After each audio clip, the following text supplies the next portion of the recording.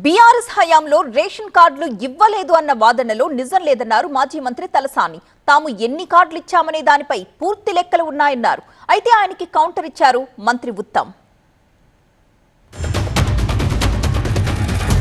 మేము 10 సంవత్సరాలు ఒక్క రేషన్ కార్డు ఇవ్వలేదని మాట్లాడుతున్నారు వాళ్ళు.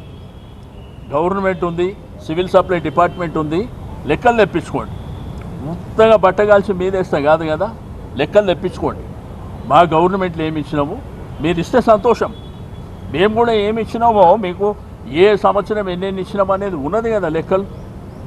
ఆ లెక్కలు చూసుకొని మాట్లాడాలని చెప్పి రిక్వెస్ట్ చేస్తాం.